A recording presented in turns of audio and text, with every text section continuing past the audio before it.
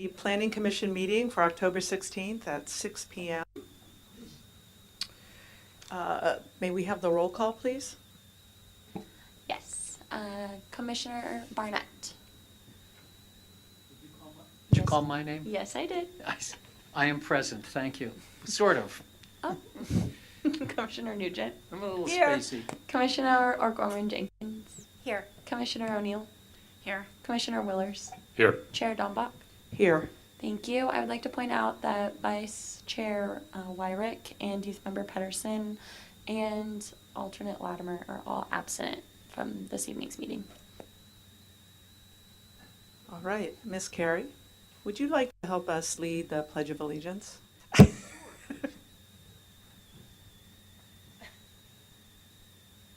pledge allegiance to the flag of the United States of America and to the republic for which it stands, one nation, under God,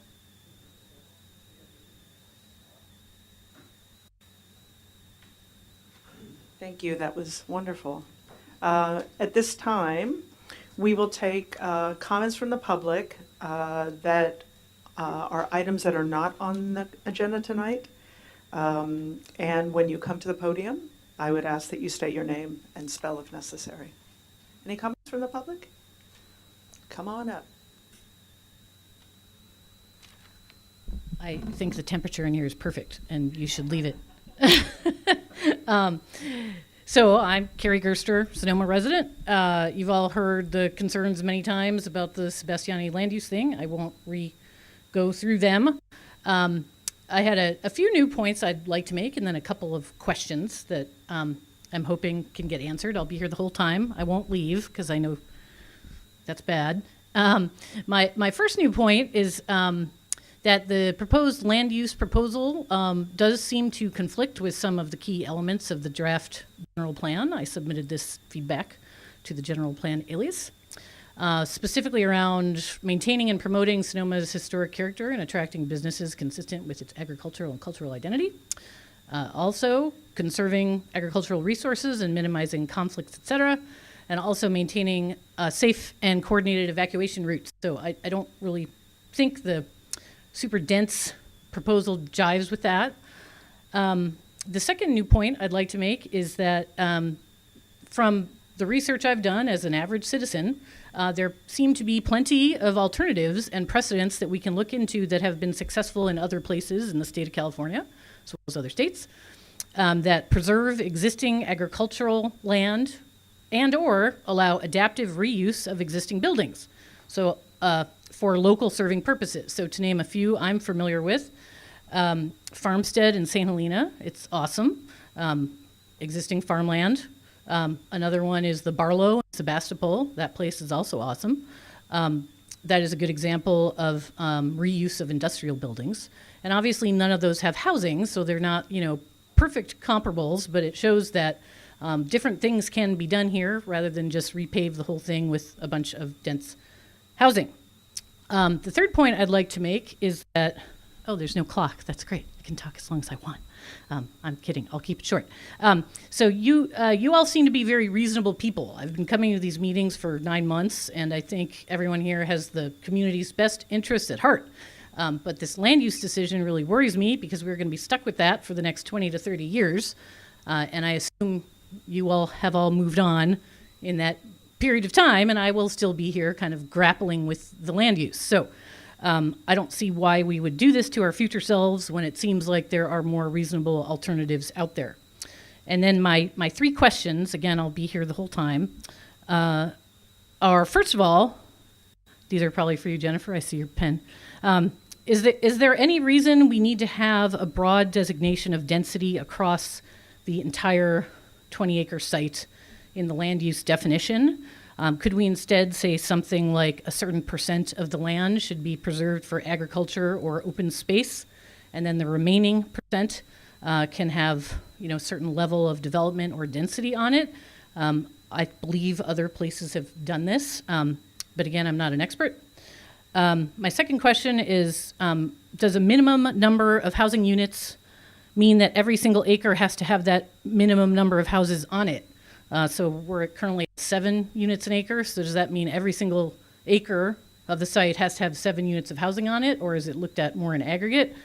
And then finally, is there any timeline for revised or updated language on the Sonoma mixed-use definition? My understanding is that it is maybe being edited. I don't exactly know, so I just wanted to get that clarified if I could. Thank you. Thank you. Okay. Any other comments in the audience? No? Okay, so with that, we will move on to the consent calendar. The consent calendar consists of minutes from our August and September meeting. So I would ask if anyone has any comments or changes to the consent calendar. Seeing no activity, I will assume that everything is okay with the consent calendar. Therefore, we'll move on to the public hearing, item 4.1. Oh, We need to do I'm a sorry, roll you're call. absolutely right. I'm just trying to, thank you. So, Natalie? Commissioner Barnett? Is there a motion on the floor? Oh, I don't know. We did I not don't do believe that. so. You are correct. So I will move that we approve the consent calendar. Second. Now roll call, thank you. Commissioner Barnett? Aye. Commissioner Nugent, sorry. Aye. Commissioner O'Gorman Jenkins. Aye. Commissioner O'Neill. Yes. Commissioner Willers. Yes. Chair Dombach. Yes, The motion passes unanimously. all right, thank you, my colleagues, for slowing me down. So public hearing, item 4.1, is a discussion, consideration, and possible action to approve a use permit and design review for the permanent placement of an MRI trailer and alterations to available parking at 347 Andrew Street, and that is including action to approve a categorical exemption pursuant to section 15303 and 15311 of the state CEQA guidelines. Madam Chair, one point. I actually have a conflict tonight, so I'll be recusing myself from this item, so I will step out. I live across the street from the hospital. All right, thank you. And I'll turn it over to staff once Commissioner O'Gorman has exited the room.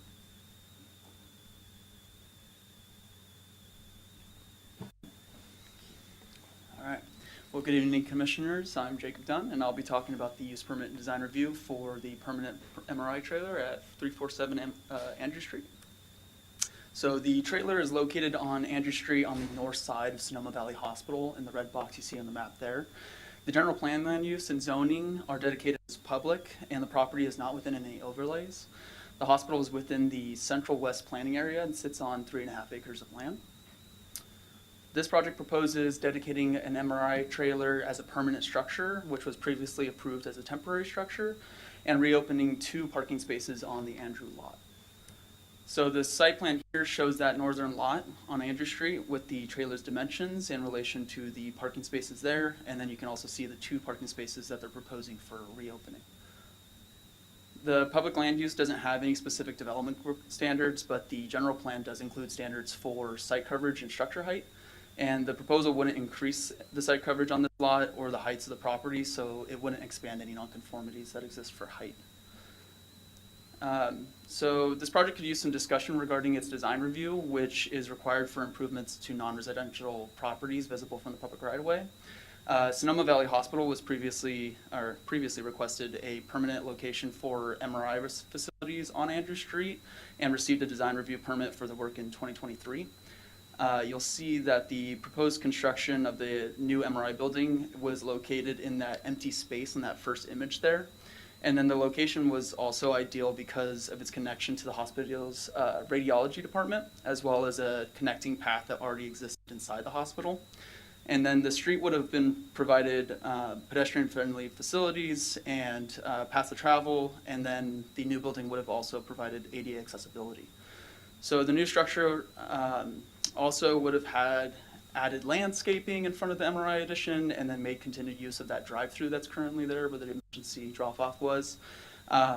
Although they never proceeded with this work, and the emergency loading zone has been left untouched as it is now. The area is now blocked, as you can see in the second image where the cones are. It blocks off access for vehicles, and it's been unutilized for a few years. So staff is kind of requesting some direction in regard to the possible improvements in that area that's in front of the temporary, what would now be permanent MRI structure. And then this might include screening or buffering for the noise on site, and then we've also added a condition for repainting the trailer to be consistent with the design of the hospital and then the surrounding properties. Another topic for discussion is the available parking for the hospital. So as it is now, there's an excess of available parking. You can see that in the site plan there with the satellite lots. There's 4 of them. The applicant has already met the required parking standards, which is 109 spaces, and they're providing a total of 175 spaces with these lots. And then there's also additional on-street parking. So staff believes that the removal of the 2 spaces on Andrew Street, if those were to no longer be utilized, that it wouldn't be very impactful. And if Planning Commission decides to remove those 2 spaces or make it so that Andrew lot isn't used, staff is requesting closure of that driveway access by either permanent removal or with some kind of semi-permanent landscape improvements like planter boxes or something to block off the entry to block off that access to vehicles there, which is currently cones. So in accordance with the use permit findings, the use is consistent with the general plan by promoting infill development, and that also supports the efforts of Sonoma Valley Hospital to respond to community needs. The MRI trailer is allowed on public properties with the approval of the Planning Commission and complies with the applicable standards without the need for variances or exceptions. And the MRI trailer is compatible with the current use of the site as a hospital and then would further support their operations without negatively impacting the land uses surrounding it. And the hospital is also located between residentially zoned districts, but it serves the local community and aims to maintain a similar character to the surrounding area. So for accordance with the design review findings, the proposal is compliant with the applicable policies and regulations found in the zoning district. The property doesn't expand on the previously approved temporary permit, but additional screening and buffering could improve the noise on the site. The project will not further impact the design of the property as the trailer is already located in a parking lot that's in a recessed area. And conditions have also been added for the repainting of the structure, which we mentioned earlier, to be more adequate for design purposes. And then the proposal is not going to cause any negative impact to public health, safety, or welfare, and instead will increase opportunities for the hospital to serve the community. Staff is recommending approval of the use permit and design review with the suggested conditions for the permanent placement of the MRI trailer and alterations to parking in accordance with state CEQA guidelines, sections 15303 and 15311. And then we have someone here that's with the hospital that may be able to answer a few questions, maybe not all of them, but staff is also available for questions. Thanks. Thank you. And I'll just, according to protocol, just ask if there are any ex parte conversations with anyone at the hospital, or I didn't think so. Okay, thank you. So now we'll open it up for questions from the commission. Commissioner Barnett. Thank you. Pardon me for either being dense or uninformed. I don't recall the issue of the MIR approval placement previously on an agenda. When did that come before the commission? Are you talking in regards to the Past- temporary one? Yeah. Well, there was a design review in 2023 for a separate that is close to where this one is. It's on Yes. the other side of that driveway. Yes. And that was going to be for a permanent structure built onto But the it hospital. never came before this commission before, right? It went to the design review. Okay. Yeah. All right, so I haven't lost my mind. Yeah. Secondly, when this MRI is located in this, if it is located in this location, is that going to mean the removal of the current MRI unit that's near the entrance of the hospital? No. So those MRI, you're talking about the facilities on the west side of the property? Well, it's on the, yes, it's near the Yeah, those will main remain. entrance. Yeah. So we'll have 2 MRIs Yes. units? So currently there already is 2. Yes. There's the one in the northern lot on Andrew Street, and then there's the one on the west end. And this proposal is to make that northern MRI trailer permanent. So they'll the one on the west end will also remain, but this one will also be. No, I was always under the impression that was an older machine and was going to be replaced by the newer technology, but If you're speaking to the old MRI trailer that's been there for quite some time near the main entrance, Yes. there is currently no plan for that to be removed, I don't think. the unit that's in it is going to remain there? I believe that that MRI is going to remain there, yes. And what's the purpose of that, since I assume the newer unit's going to be improved?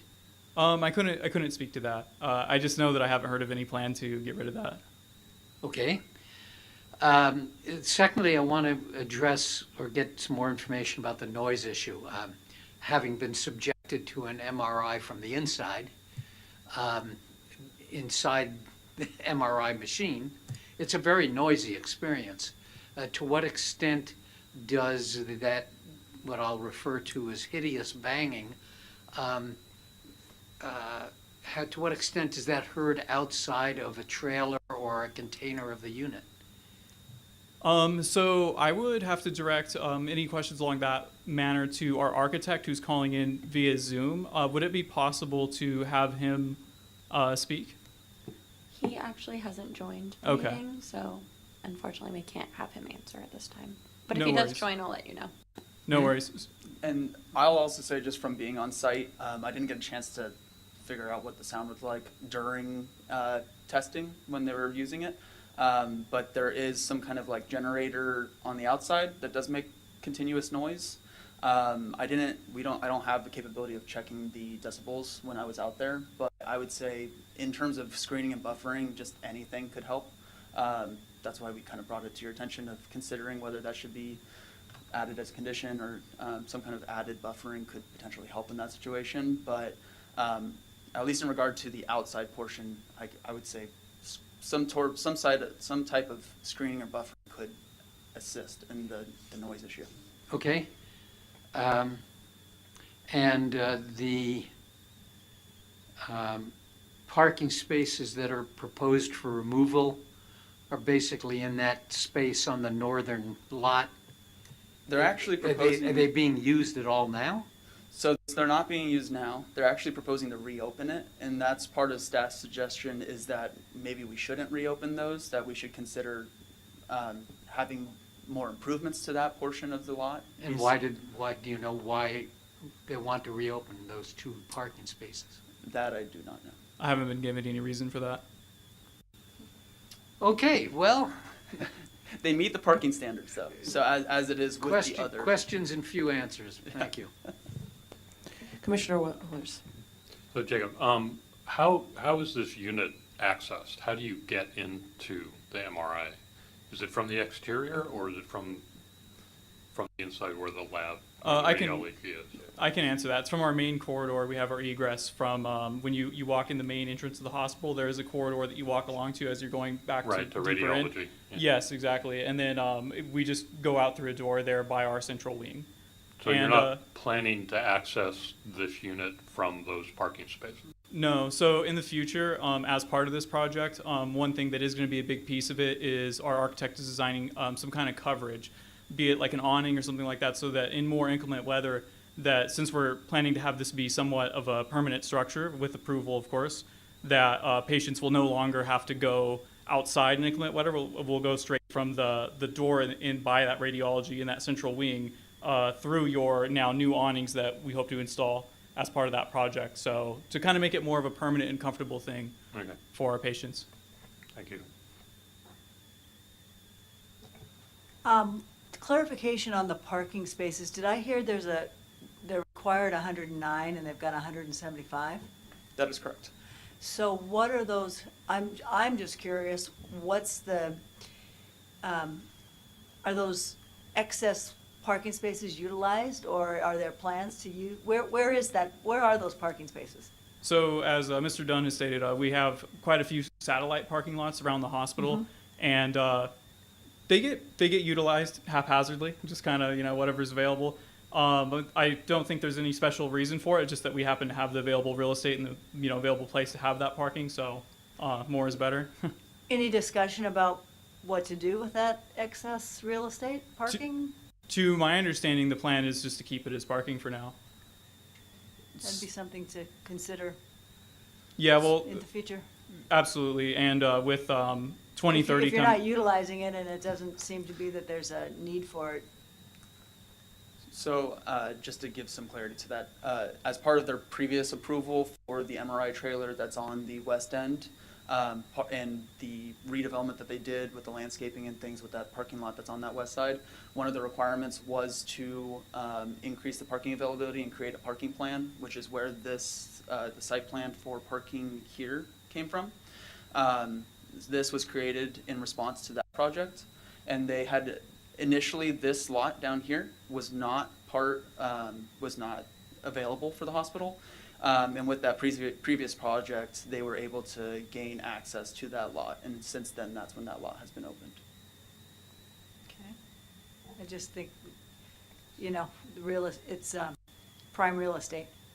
One more question on the actual design and color and aesthetic of the unit. Are there plans to incorporate? I mean, it's like not very attractive right now, in my estimation, with the yellow and it's nor is the structure itself aesthetically pleasing. Plans to shield it, paint it, is that all part of your plans? Yeah, absolutely. So one thing that we're looking at as part of making it more of a comfortable permanent structure would be to beautify the area in some way.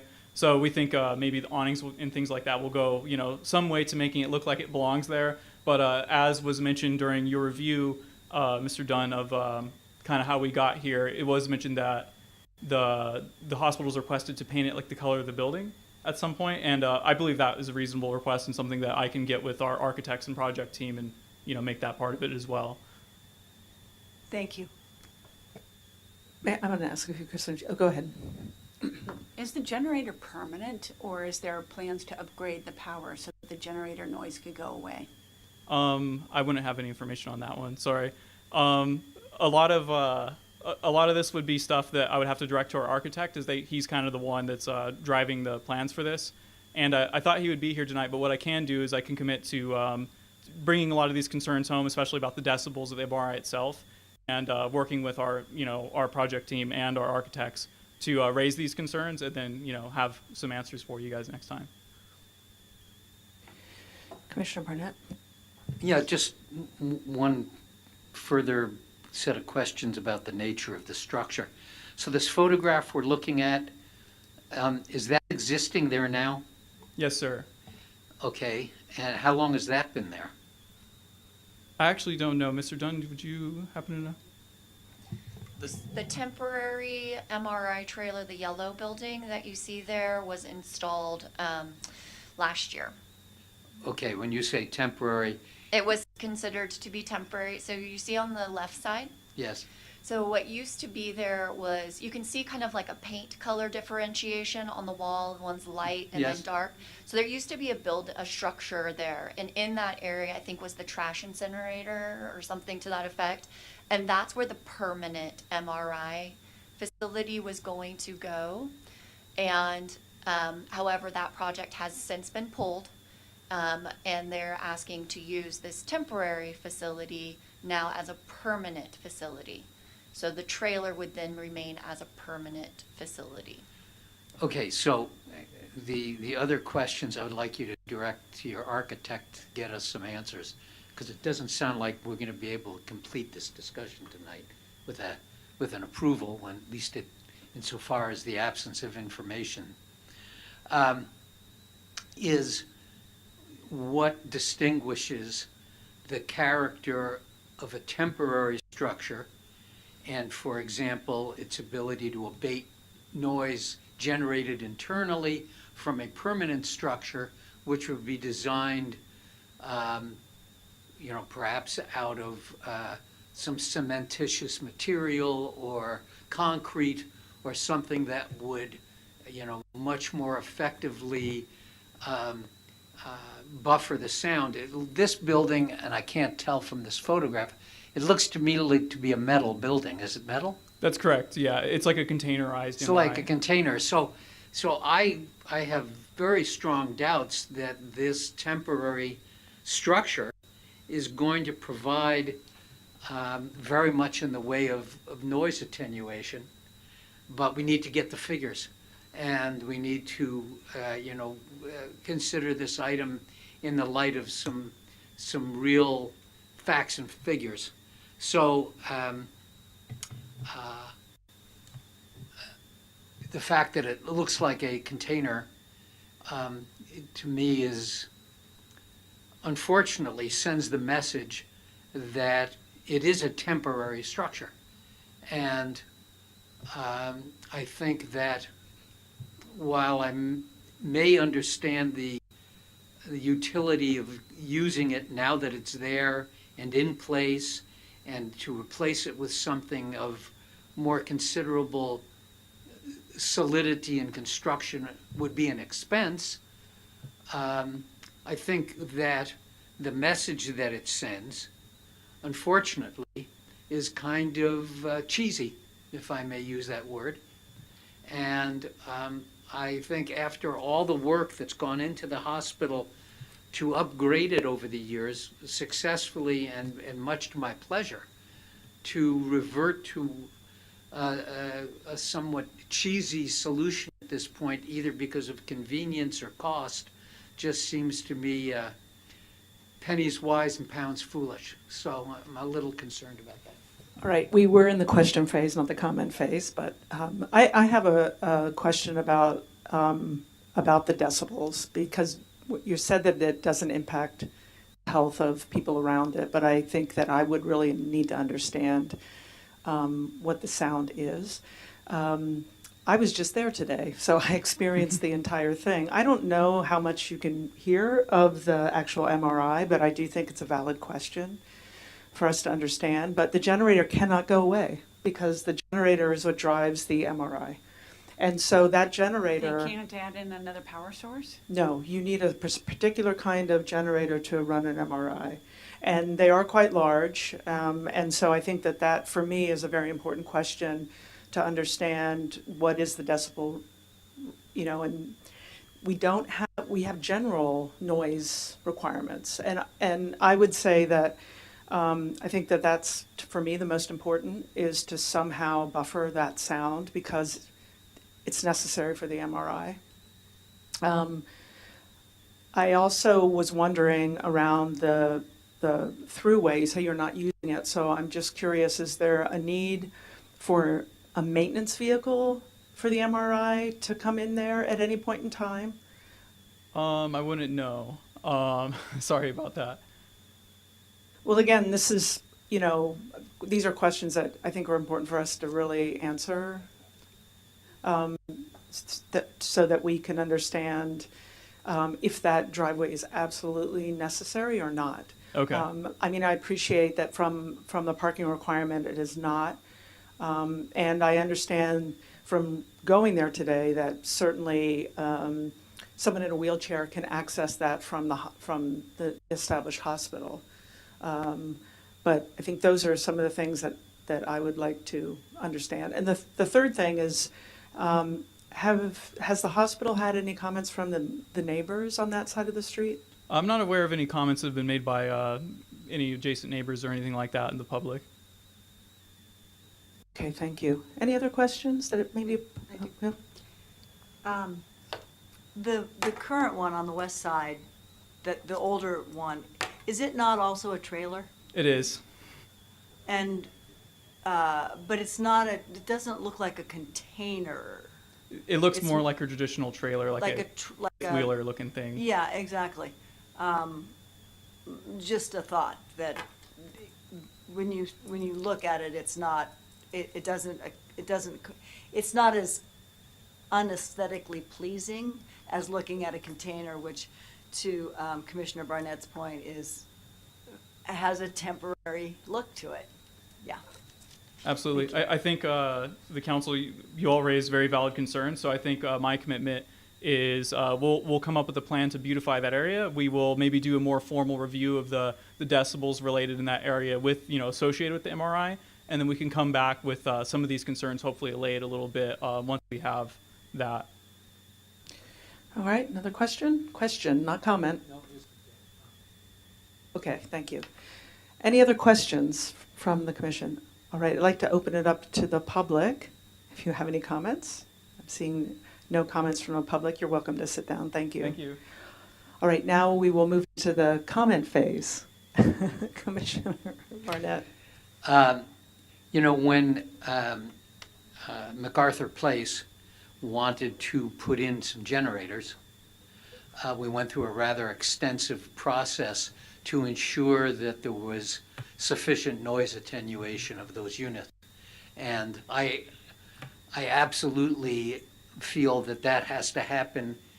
The circumstances are similar to the extent that the generator that was placed at MacArthur, and there are a couple of them, have potential impact on the residences that are nearby.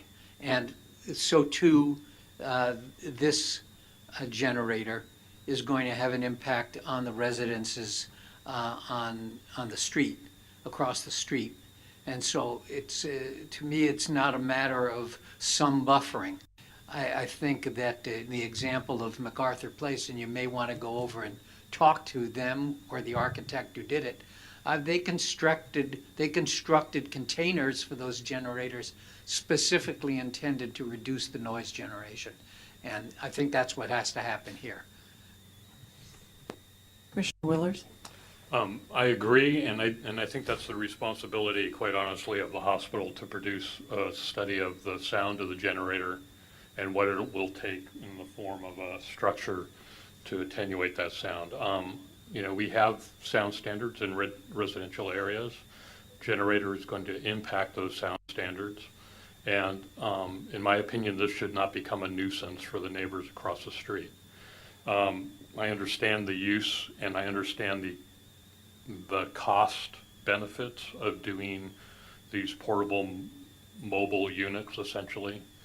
But that should not be an impact on the neighborhood simply because it's a way of saving money for the hospital.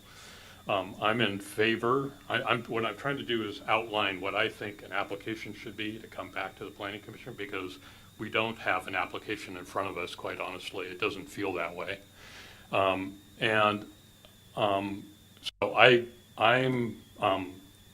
I'm in favor of removing as much of the asphalt from this site as possible, including the parking spaces. That's why I asked the question about how you would access this unit. And as much as this object can be shielded from the neighborhood, the better. If that area needs to be maintained in some form to be able to access this unit for maintenance, I don't think that it needs the amount of asphalt that's there. So I would like a complete design review package. In other words, the paint color that they're going to paint it, see how it's going to look that way, how they're going to shield the sound of the generator, how they're going to shield the look of the trailer or the container, and what their plan is for landscaping or improving the existing asphalt area around this use. That to me would be, and I believe it needs to be a sound study. It needs to be a real sound study. Understanding of the decibel limits of the generator or the sound that it produces and how to attenuate that. We do that for residential projects from adjacent residential projects. In other words, the sound of air conditioning units can't be heard at a certain level beyond the property limits, and that should be the case for this generator as well. Any other comments? I'm going to echo the comments of Commissioner Willers. That asphalt area, rather than opening it up and adding in any additional parking spaces, I'd like to see that closed and make that a public space so that it's a little bit more of a healing environment, and get rid of the asphalt, put in some landscaping, put in some public areas where somebody who is there for an MRI or who's there for any other reason, going to the skilled nursing or going to visit people, has an outdoor area to enjoy. And I do think the sound of the generator is my biggest concern. So I'd like to have a better understanding of what that is. And I didn't realize that MRIs had to be permanently hooked up to a generator. So I'd like to understand that better, and what the solution's going to be to make sure that that sound doesn't emanate not only across the street to the neighbors across the street, but also to the people who are in the hospital rooms up above it. Any other comments? No. All right, I'll end by saying that, you know, I'm generally in agreement with Commissioner Willers. I do appreciate a few things. First of all, we need hospitals. We need this type of equipment. And realize that financially it is a very difficult time for hospitals considering what's happening at the federal level. So whatever we can do to come to a solution that's appropriate, I think we would be willing to support. And I too, you know, it's a container building. I think if there's a way to kind of screen it or something like that. I mean, the trailer doesn't look that good either. But I understand that those are reasonable things to put an MRA into. So I'll just say that I concur with the outline of what is needed to move forward, and hope that we can do it in a way that is cost able for the hospital under these circumstances. So with that, I'm going to look to Commissioner Willers if you want to construct you know, a recommendation. I would do a date uncertain. To a date uncertain, okay. You made a list? Okay. So, based on my comments earlier, I would make a motion to continue this item to a date uncertain. And that's it. Do I hear a second? Second. All right, thank you. Thank you for the conversation, and we'll take a roll call now. Commissioner Barnett, Aye. Commissioner Nugent, Aye. Commissioner O'Neill, Yes. Commissioner Willers. Yes. Thank you. The motion passes 5-0-0-2. I also agree. Oh, I'm so sorry, Chair Dambach. I'm so sorry. It still passes 5-0-0-2. Again, thank you for coming in, and we look forward to the more information. Thank you so much.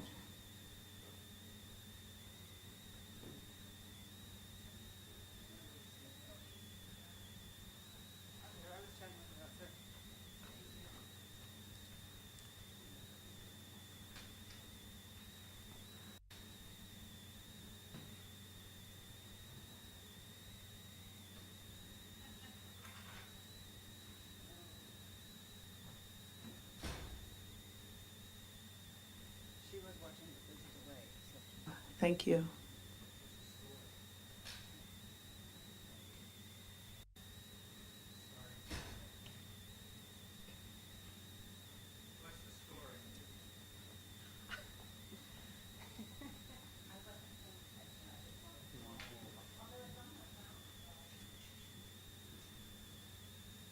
All right, that closes the public hearing. Now we'll move on to items for discussion. The first item, 5.1, is to continue our discussion of the general plan ad hoc committee comments on the available draft plan elements, and that will start with the circulation element. Take it away. All right, thank you very much, Jennifer Gates, Community Development Director. And so we were too tired to finish last time, so we're gonna go ahead and start with circulation element. And with that, same kind of process that we've done in the past. If you guys have comments, I'll kind of chunk it up. And then if you guys have comments, then you can provide those comments at that time. These comments that are included are our smaller ad hoc that has now grown to add Commissioner O'Neill, but with Commissioner Dambach and Commissioner Willers' comments on it. So with that, Here is the introduction to the circulation element. This is a required element of the general plan, and really focuses on mobility, obviously, with circulation. Right, makes reference to our active transportation plan that we adopted earlier this year. And keep moving.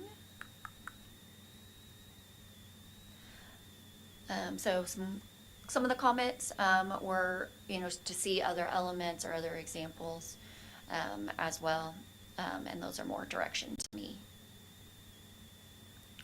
So first, any comments around the summaries of the goals? Remember, summaries will update as we make changes to the goals themselves, but if there's any comments, and if I'm going too fast, let me know.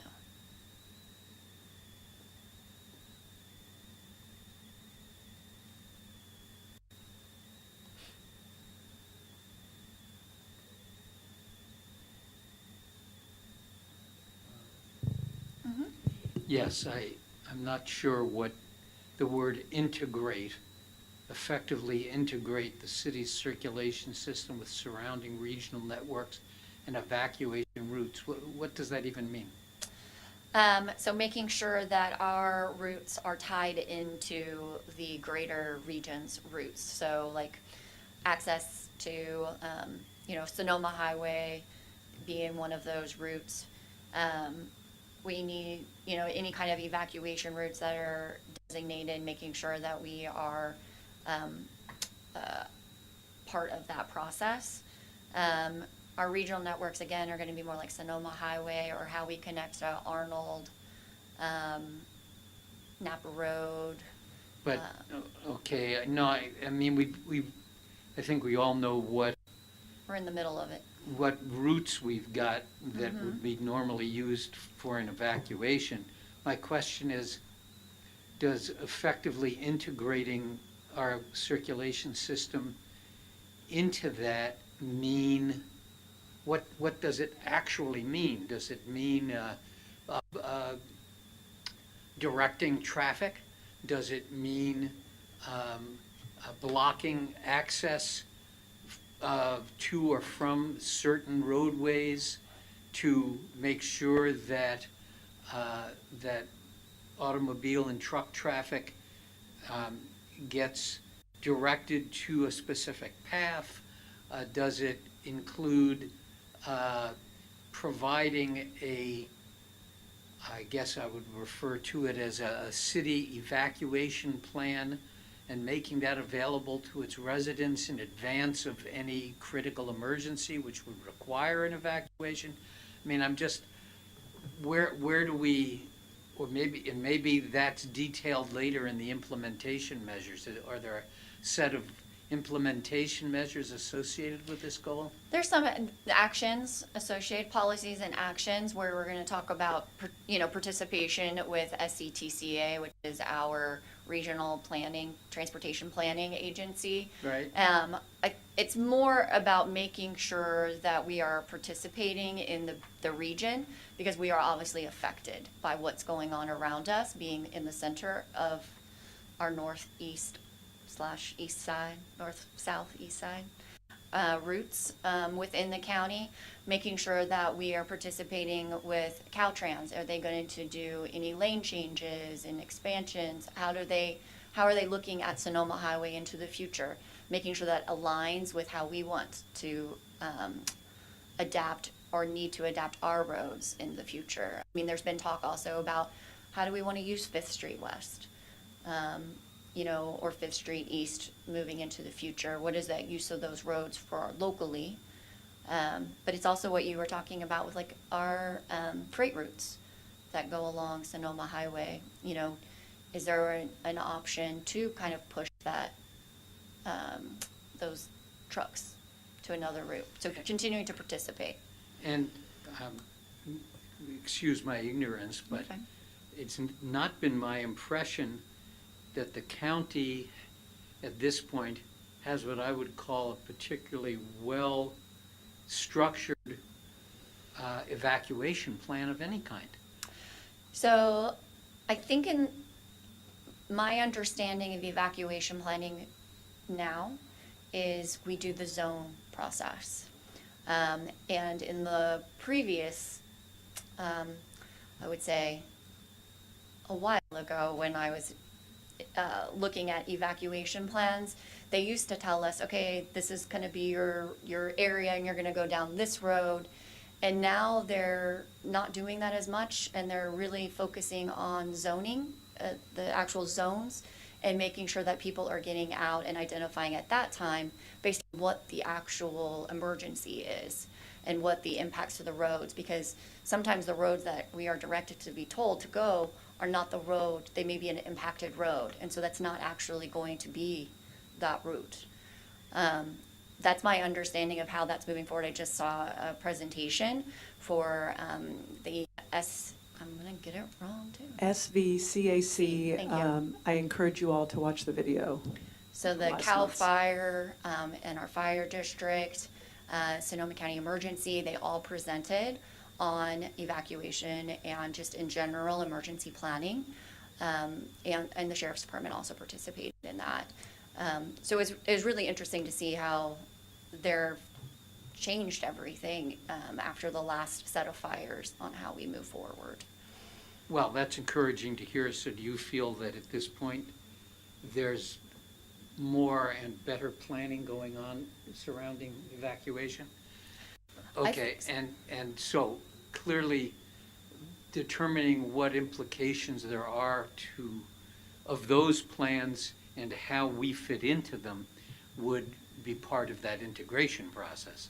And so I'm glad that you were able to see these presentations. Are they going to put together some kind of formal document or formal evacuation plan presentation to the Valley community as a whole, or is what they've done at the SVCAC going to constitute it? I can make a comment.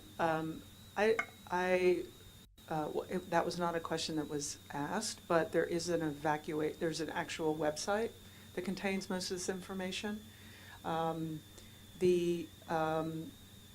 Again, the information is readily available by watching the video, and we did encourage them to do as much public outreach using the methods that they used at the SVCAC, because we thought they were very useful.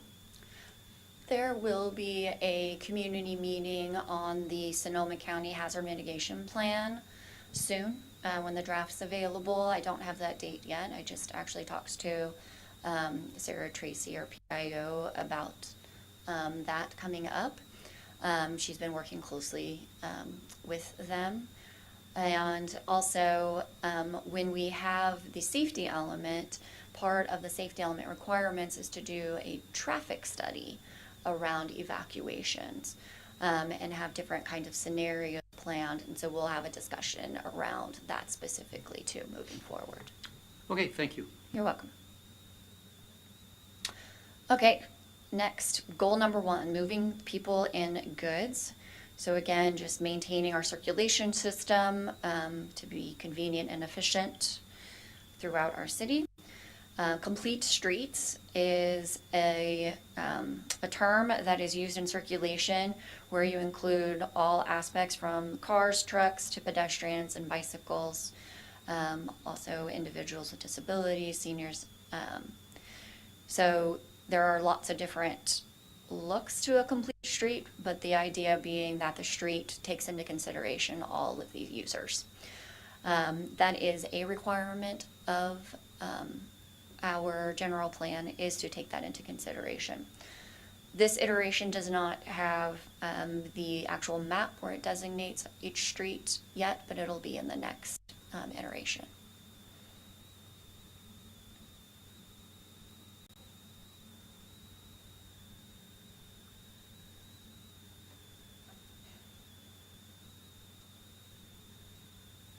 I'm not sure what 1.5 means. What does it mean to expand intersection footprints? So transportation systems management is more about like light signaling. So you can manage timing of lights, like on Sonoma Highway, versus widening the street. So that's, or the intersection, expanding that intersection. So getting basically the idea is how do we move people through more efficiently than making wider intersections, so having more lanes. So it's an in lieu, so using more of the management styles of transportation versus just adding more lanes or expanding your intersection. Okay, thank you. Mm-hmm.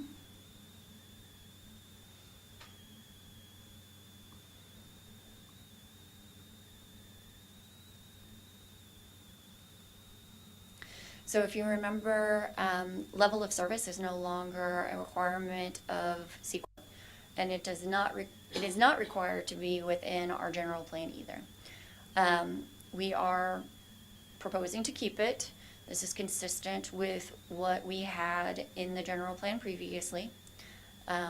So that is our current proposal if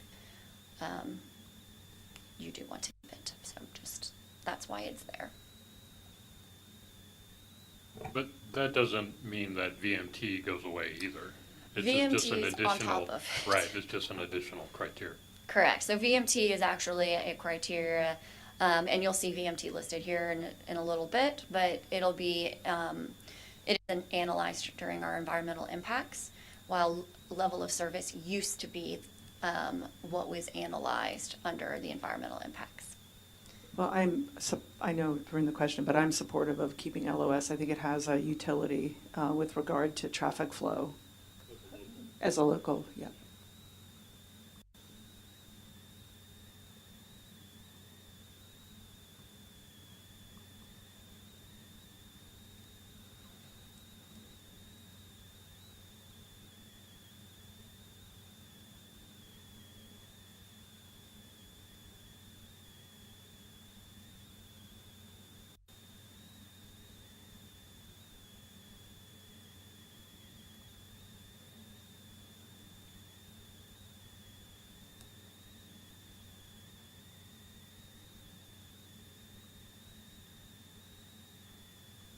Okay.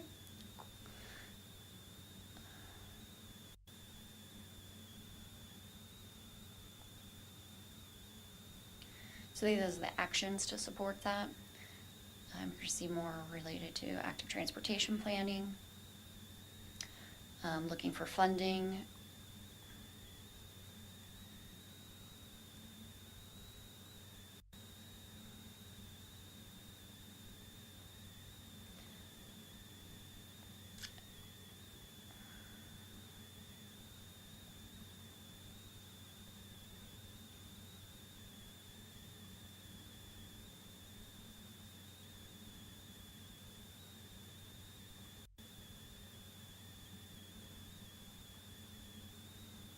Some of these are left over from the prior general plan as well, but we haven't implemented them, so they're carried over.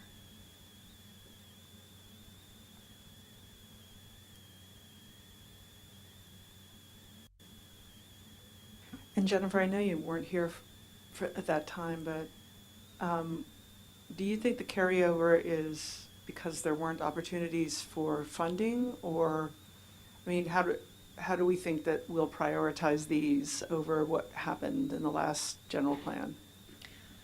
So some of these are more in regards to, we don't have a lot of control. It's a Caltrans, right? And so we know that getting on the Caltrans calendar of things is a very long process. And so if it's still important to us, we want to, maintain that on our list of things. And when the opportunity arises, then we have a policy already in place to move forward with something, or to advocate that Caltrans does something specifically that we are looking for. Thank you. But most of the times when it comes to circulation, it's going to be a funding need.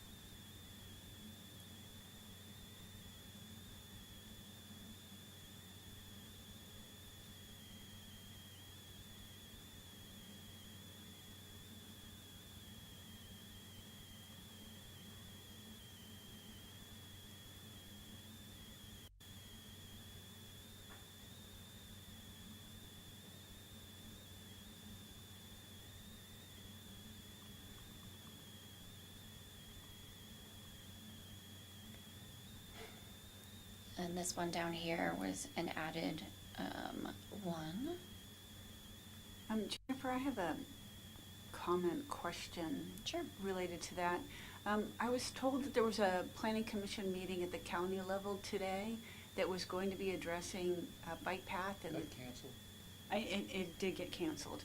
But my question is, they were going to be having a discussion about tier 1, tier 2, tier 3 for bike path, and it involved property or areas right around us like Denmark Street and 8th Street. Do we have involvement on that discussion at the county level? So when we did that, we participated in the active transportation plan. We weighed in on what we wanted to see on all the streets around us. And we had proposed at that time maintaining like the 8th Street to be a separated, bike and pedestrian buffered lane. I think it was a buffered or, a full space on 8th Street and some of these other streets to connect. So that's where we're talking, like, it's not in this goal, but the goal for integration. That's where we want to make sure that they're connecting to our system as well. So that's why we wanted to participate as a region for that regional plan. I think Sonoma County, the county itself, has changed a little bit of what they wanted to do. I haven't seen what they're proposing, but I know that they didn't adopt when we adopted. So that may be what this is about. So do we have any pushback on that? Because it seems like I remember when we had the input and the discussions, and now it seems like whatever we said just kind of got tossed out the window. I can reach out and see. They didn't reach out to us. I didn't know it was coming up. Yeah, it was on the agenda for today, but it did get canceled, and it will be rescheduled at some later date, and it would be great for us to have some participation in that. Was it the whole meeting canceled or just that item? The whole meeting was canceled, yeah. Okay.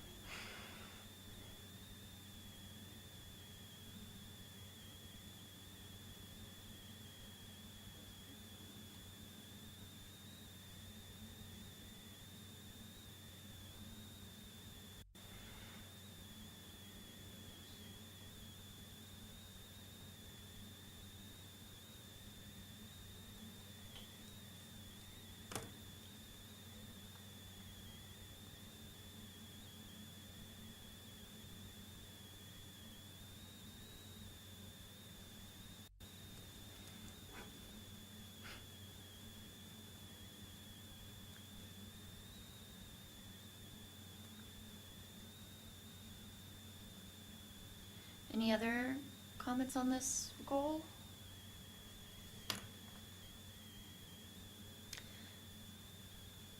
Okay.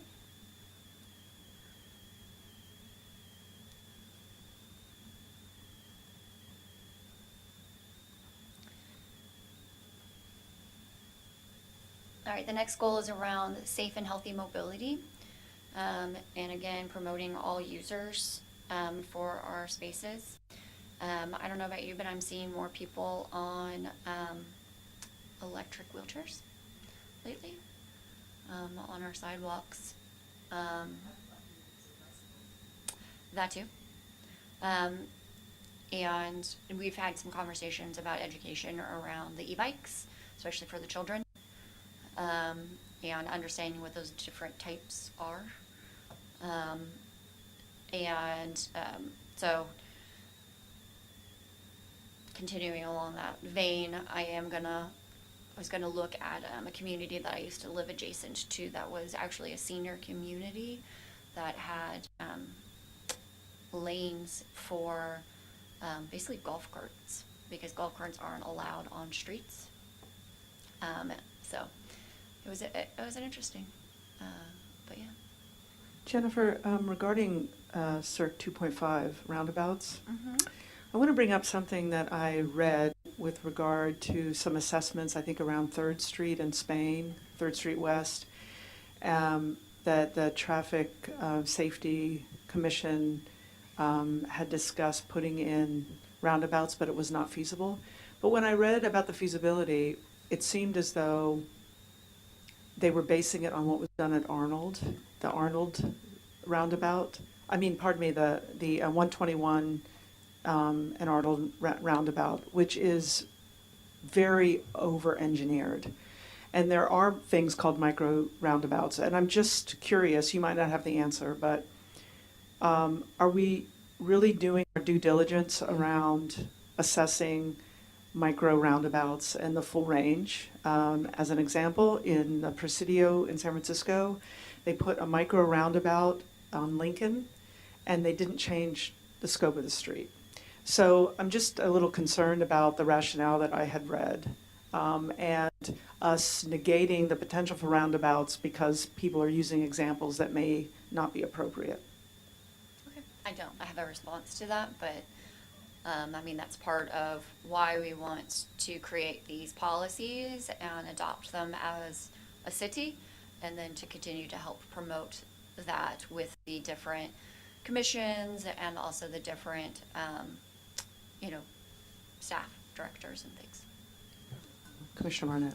From what I understand, on 3rd Street at Perkins, there is a plan to place a bicycle safety sign in the middle of the intersection. It may have a small island around it, so it's not a formal roundabout, but it is going to require drivers to pay more attention to the fact that the street will be designated as a bike route, and the signage that will be on this small island, which I expect will be, 3 to 5 feet, wouldn't constitute a mini roundabout, but will have an impact on people driving down the street. They're going to have to pay attention, or they'll run into it, because it'll be right in the middle of the intersection. Apparently, there was a meeting the other night in which this was discussed, and the neighbors in that area came to get a clearer understanding of what was being referred to as this conversion of the street to a bike access, which it currently is used because it connects on the south end to Friar Creek and connects on the north end to the Vallejo home and the northern bike path that goes east-west. So, but I don't believe, and some fears of some people, that there was going to be some sort of big roundabout there were allayed when they understood what the actual concept was going to be.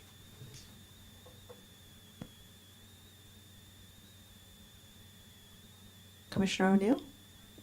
Wondering what the involvement is on the Traffic Safety Committee with some of this drafting of, because it seems like we're both doing similar things, and I'm just wondering if it's working together or if we're on independent tracks. So I have sent all the commissions the information to participate in this process, and offered to go and speak to them if their chairs would like, or their staff, and then also requested the participation of staff in this so that they get an understanding of it as well, because I don't want it to be created in our planning silo, I would call it, because it does affect all departments throughout the city. I have not presented specifically to this commission, but I'll be reaching back out to Public Works around this. Some of what our commissions do are more action-based, right? Something comes before them and they do that part of it, but they don't necessarily do the planning side, in the sense of, like, in the future, what do we want to do, or set policy. But I'd have to look at specifically what the Traffic Safety Commission's directive is. Yeah, they're doing, and I think some of the work they're doing is really interesting, but like putting the speed bumps on Napa Road or whatever, it just seems like if we could do it together and make it cohesive so that we were all on the same path. Yeah. A green path, hopefully. Okay. All right. I don't know why that got jumped down.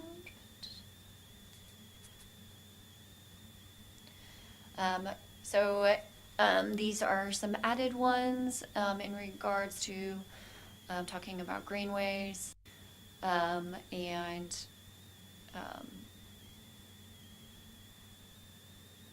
looking at our trail system and things.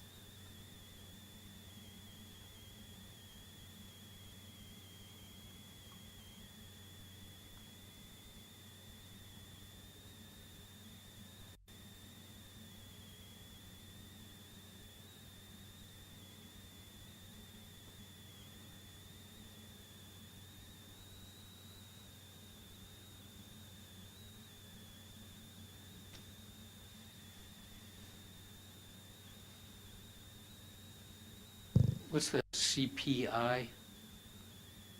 Complete the CPI for the dangerous, what is a CPI? That was a comment I made. It should be CIP, Capital Improvement Project. Oh. It's my dyslexia I get taking in.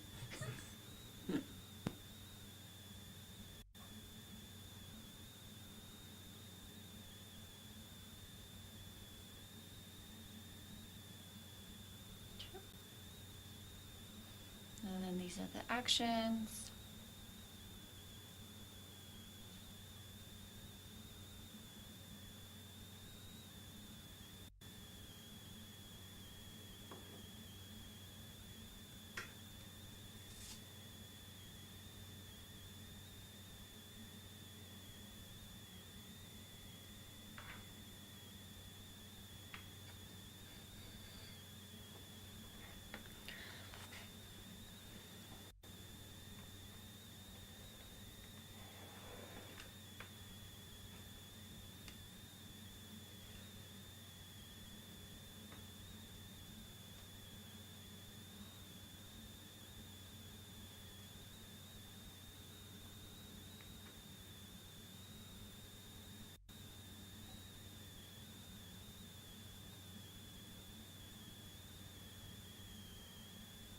Good.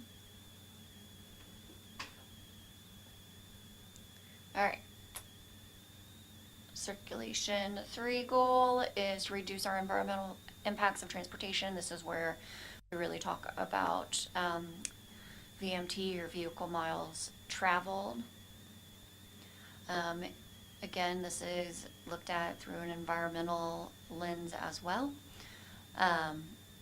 And we'll be coming to you with a proposed VMT policy as well to implement SB 743, which is what the law was that required VMT to be analyzed.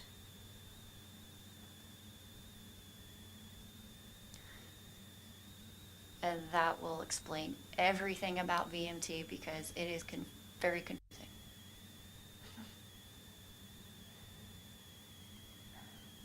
Pardon me, but we had a request to maybe turn the temperature up a little bit. Thank you. It is. It's sensitive suckers. Awake? It's 68 in here, it's set to 70, so I don't know what that is. It just randomly came on. We were fine, the thermostat is having hot flashes.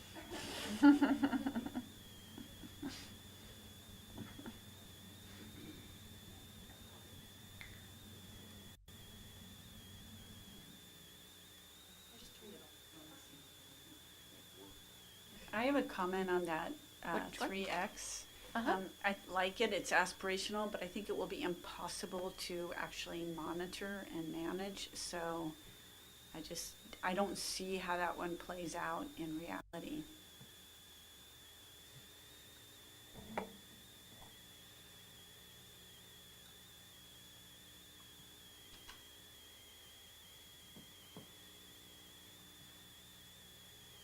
Other thoughts?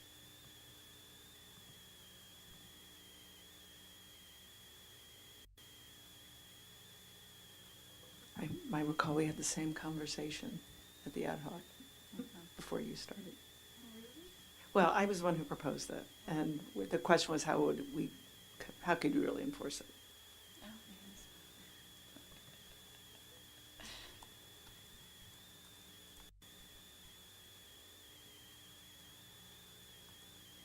I would say I'd love it to be a conversation that is had with the Visitors Bureau or the Chamber to see if there are other ideas that they might have around to this end.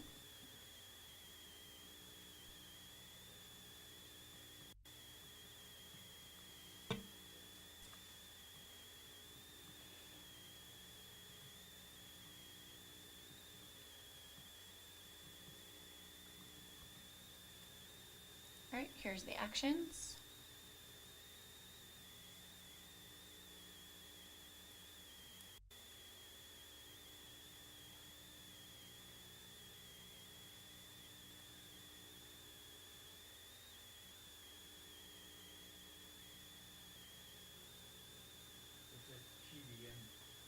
TDM measure.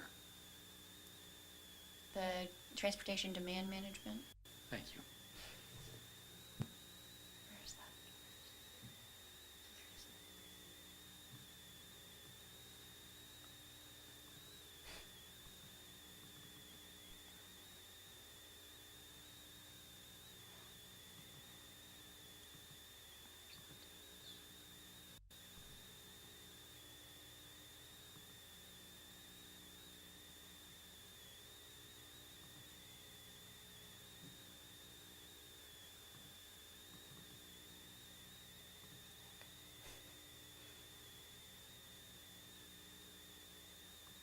Sorry, I'll blow it back up.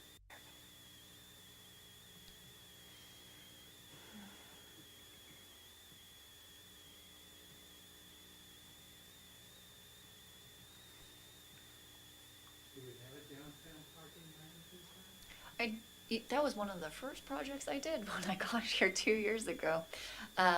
And I need to work more with Public Works on implementing that, because one of the things that we wanted to do was change the hours because we have not the amount of time you can park, which is 3 hours, but we would maintain that, but to expand the actual hours to where it ends, because right now you can park at 2:30 in the afternoon and be fine for the rest of the night.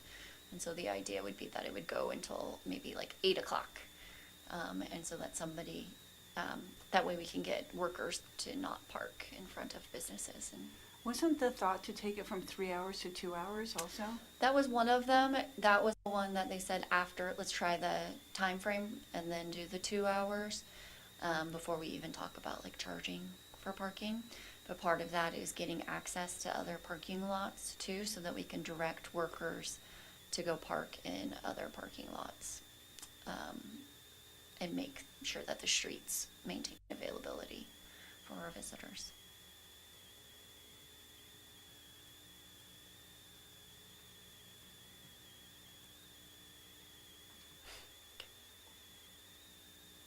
All right, number 4, regional connectivity. This is our integrate. So again, just working with the county, Caltrans, all of our partners. I need help with 4X. I couldn't understand it. So 15-minute headway is the time in between a bus stopping and the next bus coming. So that's a headway. So 15 minutes is what's considered rapid bus transit. Currently, our buses are, I think, 45 minutes to an hour and a half. And so the idea being to enhance opportunities around public transportation, to have more actual bus activity. And part of that is we've looked out through the climate action, as well as the EV shuttle, or just a shuttle in general, that would connect our communities. One of them just looked at more of like the visitor serving and just be within the city boundaries and then to the Fairmont, kind of do this loop. But the goal would be, from the climate action perspective, is to make sure it's an electric vehicle. But the idea also was that it would look like a trolley.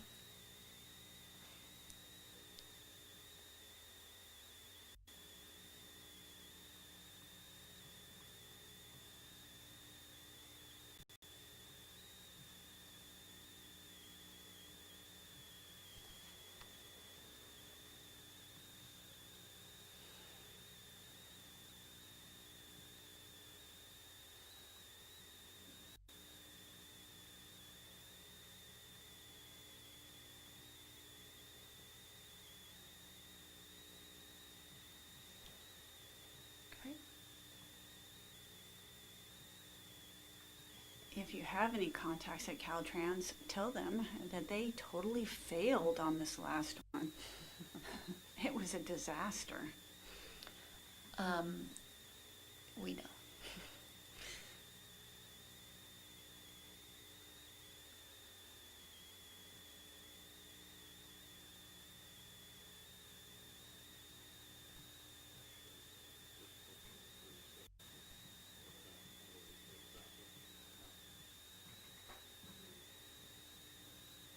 Okay. From what I understand, the legislature and the governor just accelerated the funding for Highway 37. Yeah. So it's going to start next year.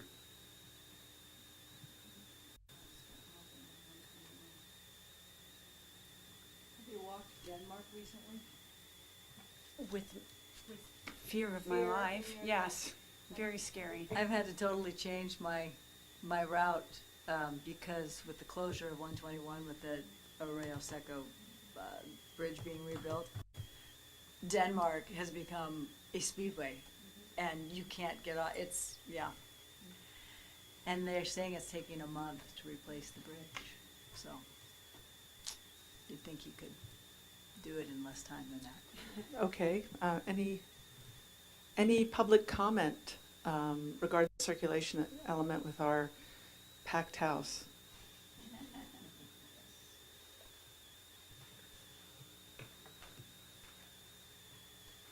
Good evening, Caitlin Cornwall, Sonoma Ecology Center. On the whole topic of connectors or trails or links or whatever we want to call them, we just dumped a bunch of time into creating a, it's not quite finished yet, but it's a professional ArcGIS online map that I'm going to give you one of these copies, Jennifer. It's not complete yet, but just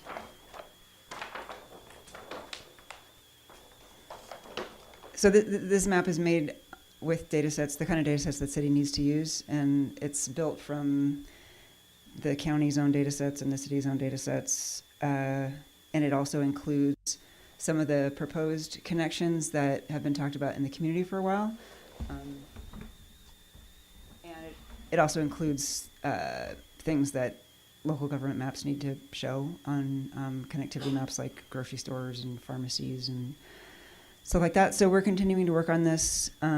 We are trying to pull the many conversations that Cedra Nathan had with like 400 people around the city and get them into data that can actually be used, like the conversation status of some of these potential links, like what their landowners think about them, and one of them is in motion. Maybe some of you know this, but the connection behind Sasserini School that can connect the field next to Safeway and go down through the school and connect to Andrew Street is in the works. Sasserini gave permission to the Valley of the Moon Garden Club to make a nice path there that will connect. So we're going to still work on this, but it is a start. And you can see that the project area that we've chosen is not just the city, but also part of the Springs. We are actively seeking grant funding to keep on doing this planning work, which we would like to do with the city and the county. It's a lot of work, so it takes everybody. Caitlin, is that available online or somewhere?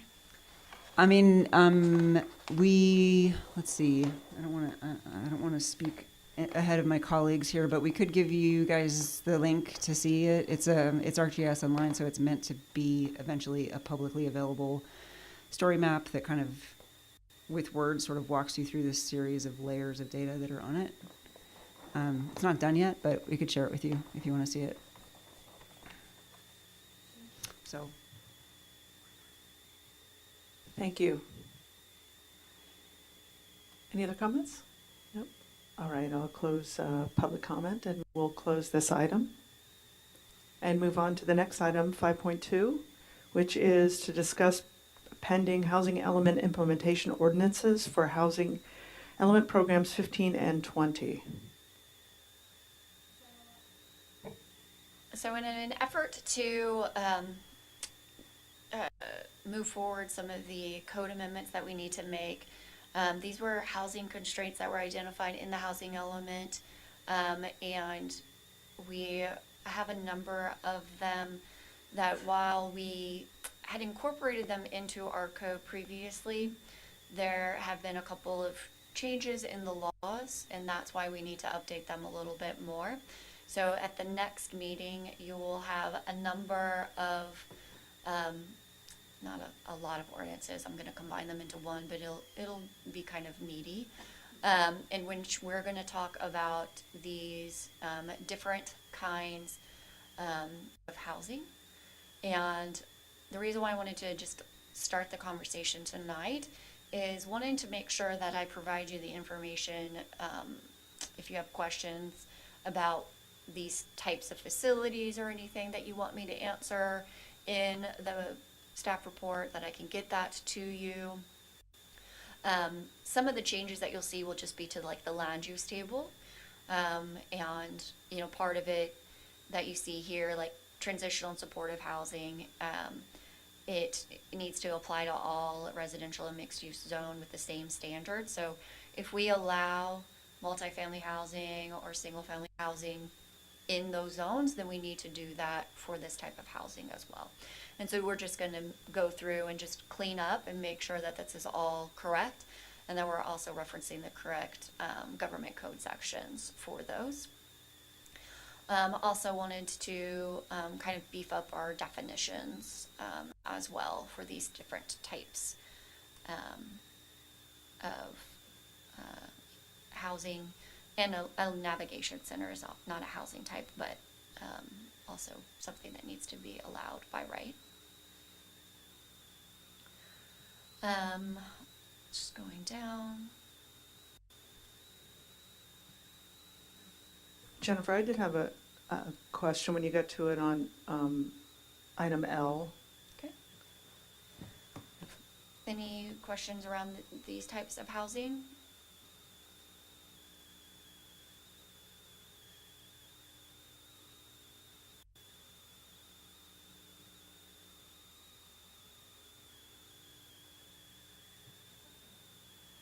Yes. Michelle, go. Just a more general question for you, Jennifer, because in looking at some of this, are you factoring in some of the more recent legislative changes as well? Okay, yeah, because I looked at some of these and was unsure. I did have a question about the residential care facilities piece. That's a pretty hotly debated topic right now, but it's kind of an older hotly debated topic. I haven't seen a lot of legislative changes. So is there something We just didn't have I think our definition really just needs to be updated. Got it.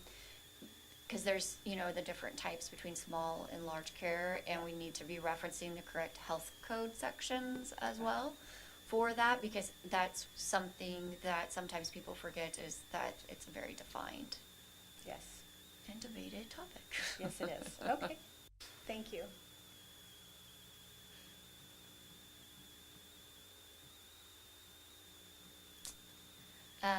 Something maybe newer is single room occupancy. Something that was very common historically, and we kind of got away from. But that's one of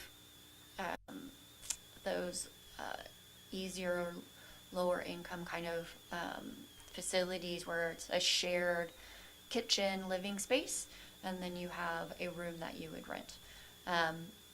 Not as commonly seen today, but we do need to provide the ability for that type of use. So we'll be updating our code for that. May I ask a question around that? Sure. Will that include the use of single-family homes in that capacity?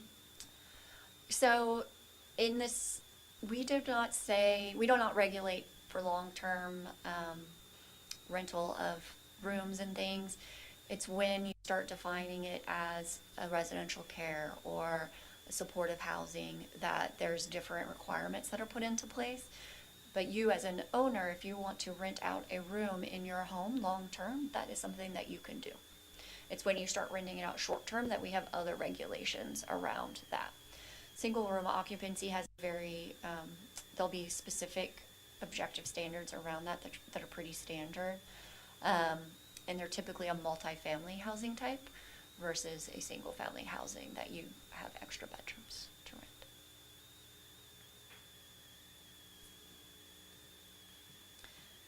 The emergency shelters section just needs to be updated to meet current standards and current code requirements. All right.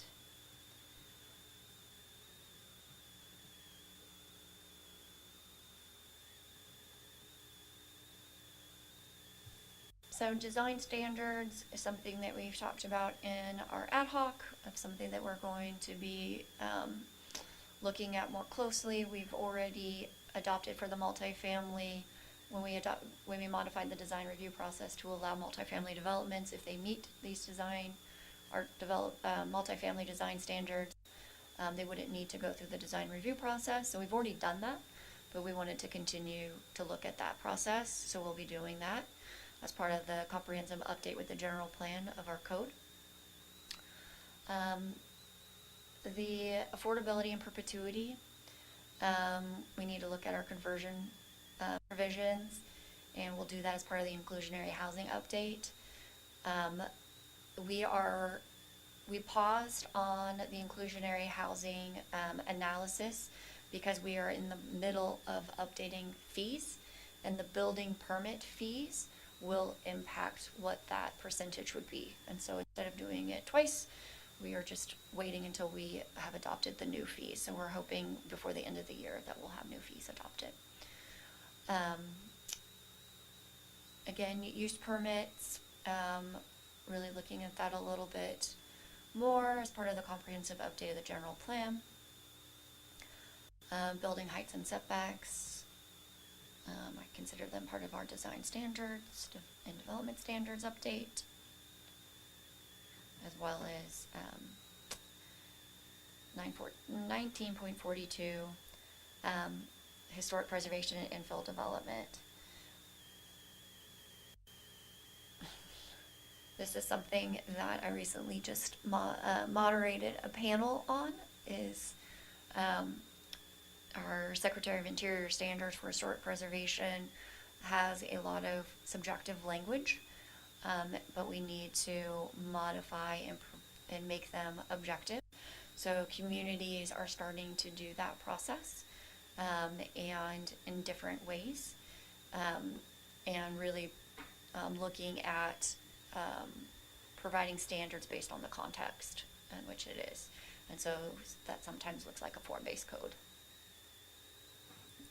I have some other questions around this one. Sure. I mean, that seems straightforward with regard to subjective language, but I'm curious about if you can give us context for the review of the guidelines and requirements, and are these related to your inventory that you're doing right now? I'd just like to understand the intent of the first part of this, the direction that you're going with regard to review of guidelines and requirements. So I just found a document that was adopted, that are historic preservation guidelines. It's quite a large document that was on our website floating. So it'd be reviewing those. And then also chapter 19.42, where we have a set of standards and things and findings that we were looking at. And so it's to review those, to look at what's subjective in that process. So again, a housing element is more focused on housing. So that's kind of where we can remove some of that, more of that subjectivity, or that we have to remove some of that subjectivity when we're doing housing. And then, and then the question is whether or not we apply that to commercial. So that's just part of what we'll be looking at as part of this. It'll be a lengthy process.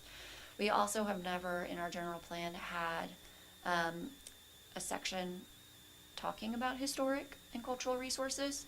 So that's something that we'll be looking at also in the coming months, is what are policies that we want around cultural resources and how we want to move forward with historic preservation and archaeology within our city.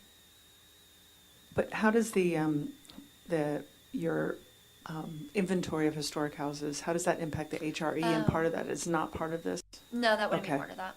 Okay. So the actual inventory is kind of a separate thing. It needs to be done anyways, and that will help with the design review process that we already have to remove the need for an HRE to be done on a property. So how does the, the new revision to CEQA around housing impact this item? Does it,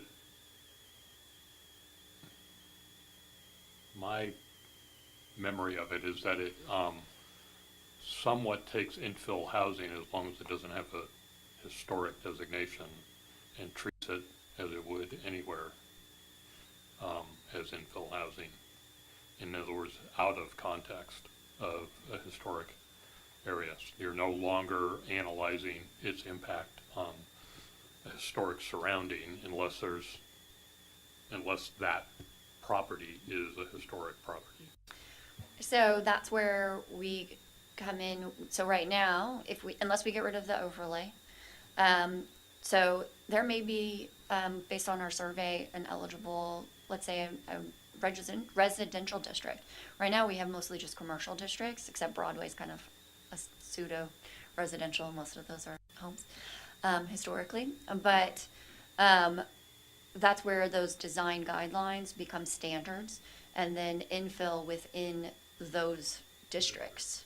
So again, we need to, as part of the new rules, we really need to finish through that process of locally designating and or bringing it, working with our Preservation Commission to locally designate, as well as maybe even pushing some of those to the state level, because the laws are getting interesting around historic preservation and whether something is listed, and if it's listed locally or if it's listed on the California Register. They're getting confusing. Depends on who writes them.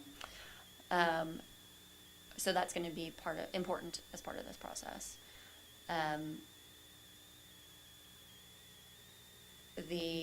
So for infill development, we can also talk about infill development within, maybe it's a large lot, single family home, and then we're adding more housing to it, or other types of sites do have historic properties, and that may be adding multifamily housing to them. So.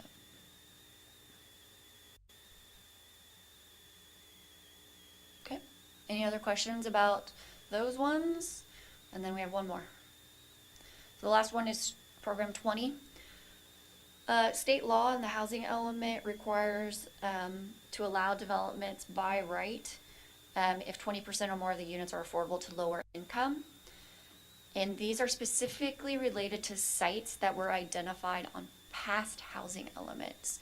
So I've highlighted in purple the 3 specific sites that were identified on previous housing elements that are in our current housing element to provide low-income housing.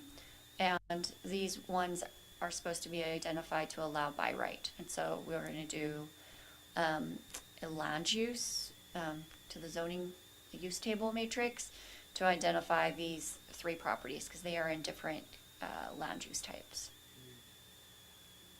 Give us a little more specificity of where these parcels are. I will, I have slides for them when we talk about them, but one of them will be, I know it as the Norbaum House on West Napa Street. It's on the right-hand side. It's a little vernacular farmhouse next to Jack in the Box, yes. Between Jack in the Box and the gas station.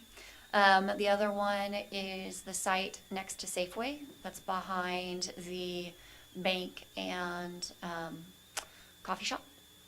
And the other one is the lots next to Cogier. Cogier Memory Care on Napa Road.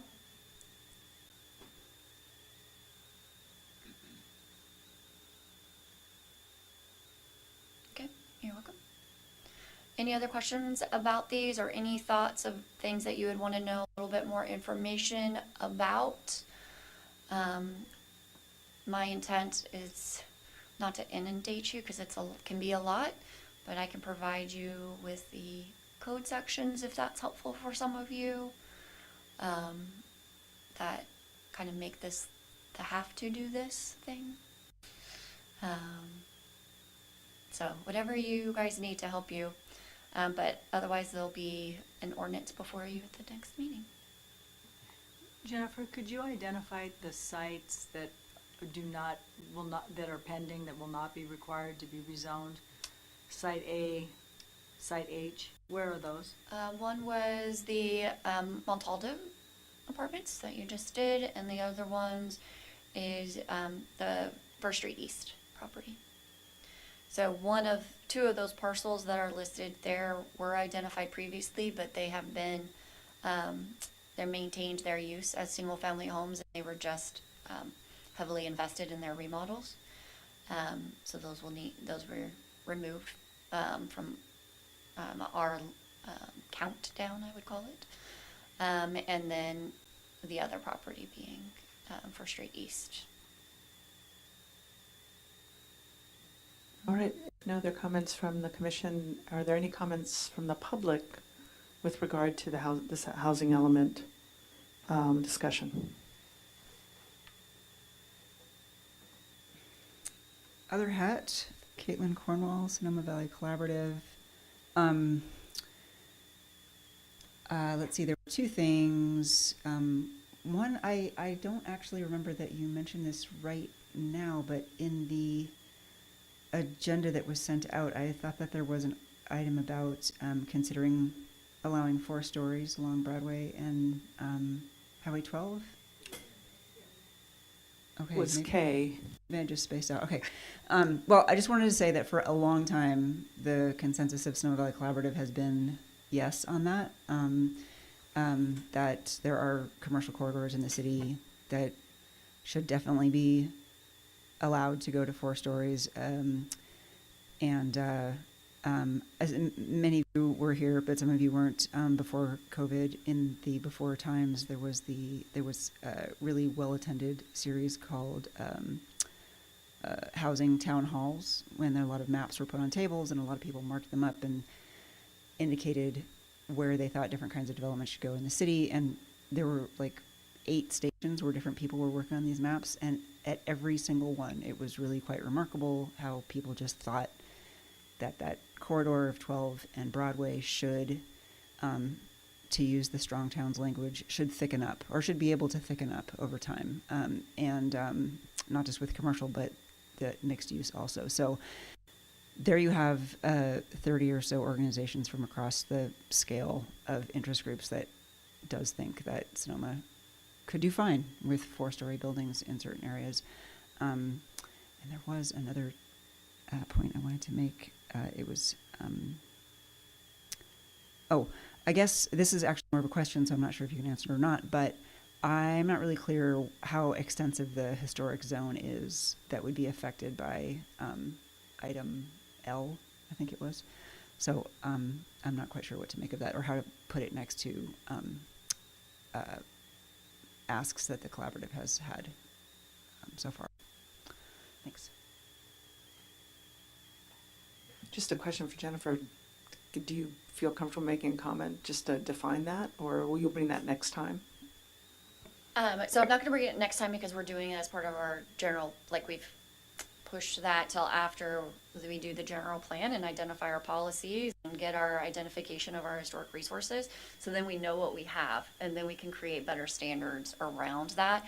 Currently, I think when this was developed, the historic zone was probably the overlay application of the historic overlay, because chapter 19.42 is really pertaining to the overlay, and then historic resources as well. So I'm going to assume that that's what that's about, is more that overlay zone, which we do have a map of, but a third of our town, if that. Thank you. Quarter. Any other public comments? Okay, and with that, we'll close item 5.2 and move on to item 6, director comments and announcements. So, let's see, comments. I did want to let you know that the tree inventory has been completed.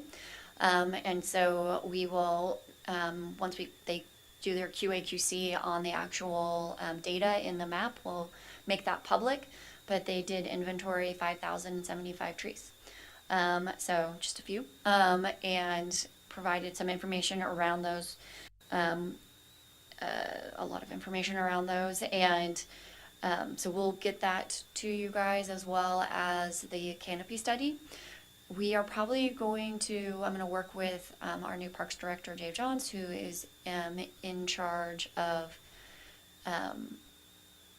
the Parks, Recreation, and Open Space Commission, and do a combo meeting with them in Climate Action Commission again.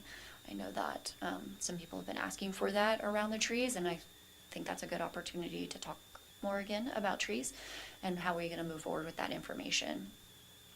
And so we'll be doing that, and we'll look for some dates. So just stay tuned for an email around that. And last night, the ordinance for the design review changes for the awnings was introduced, so should be adopted at the next meeting and in place in December. With that, that concludes Director's comments. All right, and now we move on to item 7, commissioner reports and comments. Any comments, reports? I will just, I have I guess an update, right? And a comment question for Jennifer. So the ad hoc, the general plan and code ad hoc did meet, and we generated a laundry list of items to evaluate for code revision. One of the comments I have for Jennifer, and we can bring it up at the ad hoc, is whether the affordable housing overlay is assumed, or do we have to add that to the list? We can add it to the list because I don't want to assume anything, but it is something we have to do. Okay, thank you. My other comment, and don't want to put you on the spot, but we had some questions early in the beginning that were unrelated to the agenda. And I know you might not be able to answer the questions at this time, but do you have any general comments or updates with regard to the questions? I know it is an item in the ad hoc, that parcel will be discussed, but I don't know if you want to add any comments in general, just to update the public. So the only thing at this time is, because it's still, obviously something that's being discussed, is that the land use will be the next element to be released, the draft land use element. And that is where some of that, as far as definition of the Sonoma mixed use would be. And that's where that discussion would be around that. And input into that would be received from you all as well as members of the public and others. And then again, obviously how that's applied or where that's applied will be part of the discussion after we get the EIR and understand a little bit more of the general aspects of the environmental. And the comments that we've had over the last 9 months, I know you've been accumulating, so they'll be kind of incorporated in that as well. At the end, but not for this Yes. version. Yeah. Thank you. Okay. So everyone's quiet. All right, let's move on to item number 8, which is adjournment. Is there a motion to adjourn? So moved. So the meeting of the Planning Commission on the 16th is over at 7:46. Well done. Thank you. Thank you, Carrie and Caitlin.